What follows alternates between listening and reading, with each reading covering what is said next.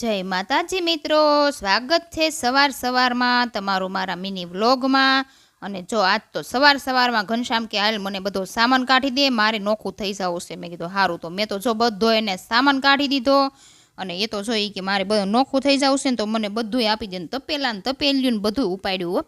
અને મેં તો હોશે હોશે બધું કાઢી દીધું। અને પછી જો આ રૂમમાં જોવા આવીને તો ઈયાંશભાઈએ ડાગલો પકડી લીધો, કેમ કે બેડમાંથી છે ને એને આ મોટો ડાગલો જ્યારે ભાળી જાય છે ને ત્યારે એ લઈ લે છે અને એમ કહે છે મારે રમવું છે એમ। બેડમાંથી જ્યારે અમે વસ્તુ બધું કાઢવા ખોલીએ ને એટલે ડાગલો ભાળી જાય ને થોડાક દિવસ પછી હું પાછો મૂકી દઉં।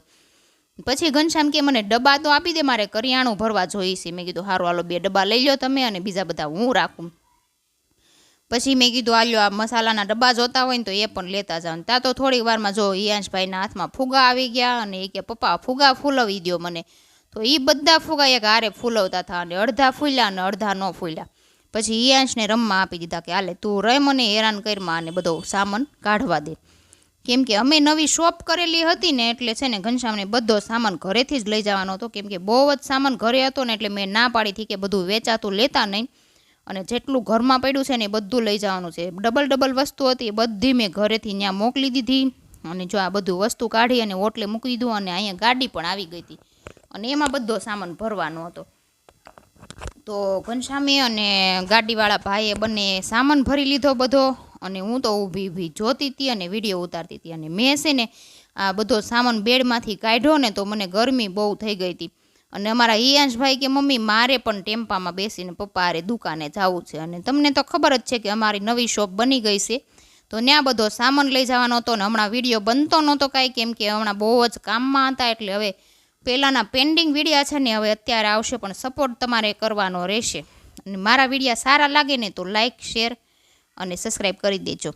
અને એક કોમેન્ટ પણ કરી દેજો। અને જો ઘનશ્યામ બધું અંબાવા માંડ્યા ને તો ઈયાંશ કે લાવો પપ્પા હું તમારી થોડીક મદદ કરું, તો એ પછી બધું અંબાવા માંડ્યો જો। અને અમારા ઈયાંશભાઈ દોઢા છે એ તો તમને ખબર જ છે, બધા કામમાં મોર જ હોય, ક્યાંય વાહે નહીં, એને કરવું જ પડે, હારું હાર બધું કરાવવા લાગે। અને જો પછી બધું ઘનશ્યામે ગોઠવી દીધું ને એટલે ગાડી વહી ગઈ અને ઈયાંશને એમાં જવું હતું એટલે રોતો તો પછી મેં વઘારેલા ભાત બનાવી નાખ્યા અને છાશ ને ભાત એને રમાડતા રમાડતા ખવડાવી લીધું। ફોન તો હું ઝાઝા ભાગે આપતી નથી, રમકડા આપી દઉં એટલે રમા કરે અને એને મસ્ત મજાનું ખવાઈ જાય। ત્યાર પછી મારે છે ને ચકલાને ચણ નાખવાના ચોખા હતા ને એ પૂરા થઈ ગયા હતા, તો ઉપરથી નીચે સુધી સ્ટ્રેટ રોજ સવારમાં ધક્કો થતો હતો તો મેં એ ડબ્બો ભરી અને ઉપર ધાબા ઉપર મૂકી દીધું એટલે ત્યાંથી નાખી દેવાના। અને રાતના વાગી ગયા હતા 12 અને જો જેલીબેનને હજી હક નહોતું તો એ છે ને બોર્ડ લગાવતી કે મમ્મી મારે દાખલા